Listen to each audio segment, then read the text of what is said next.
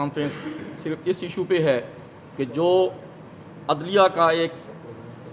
हर रोज़ की डैमेज हो रही थी, उससे चेयरमैन बिलावल भुट्टो ने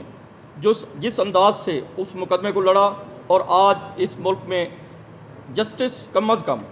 आप मुतमईन हैं, पाकिस्तानी कौम मुतमईन है कि पाकिस्तान में इंसाफ अपने टाइम पे हर शख्स को मिलेगा। पहले ये होता था कि जनाब 100 साल हो गया, बंदा अंदर है, बंदा सजाए मौत हो गया, उसका केस नहीं लड़ा जा रहा, किसी भी सियासी पार्टी का केस लड़ा जा रहा है। तो आज ये दो ऐनी अदालत और चीफ जस्टिस अलग-अलग करके ये बिलावल भुट्टो ने शहीद जुल्फ़िकार अली भुट्टो के उस विजन को और क़ायद आज़म की उस आदि को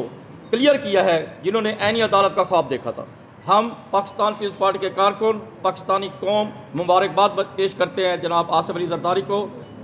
बिलावल भुट्टो जरदारी को और पूरी पाकिस्तानी कौम के जो जमहूरी कुव्वतें हैं। बहुत शुक्रिया। सूबाई हल्के ज़िले की तरफ से आज 26वीं ऐनी तरमीम जो ख्वाब मेरी शहीद रानी मोहतरमा बेनज़ीर भुट्टो ने देखा था, और उन्होंने इस ख्वाब को चार्टर ऑफ डेमोक्रेसी में भी कहा था कि आईनी अदालतें होने चाहिए जो इंसाफ के दरवाज़े एक आम आदमी के लिए नहीं खुलते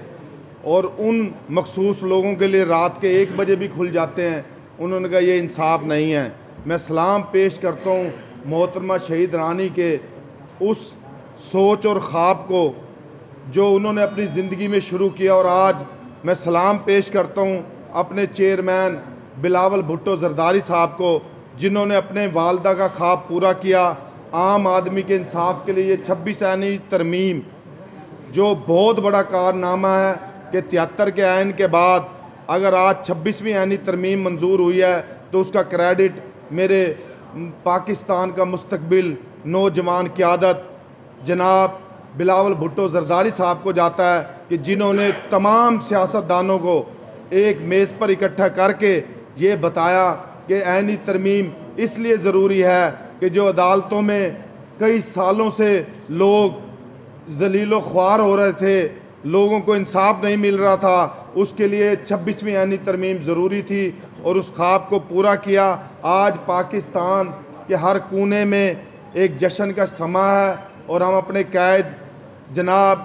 बिलावल भुट्टो जरदारी साहब को, सदर ममलकत आसिफ अली जरदारी साहब को सलाम पेश करते हैं 26वीं ऐनी तरमीम को मंजूर कराने पर।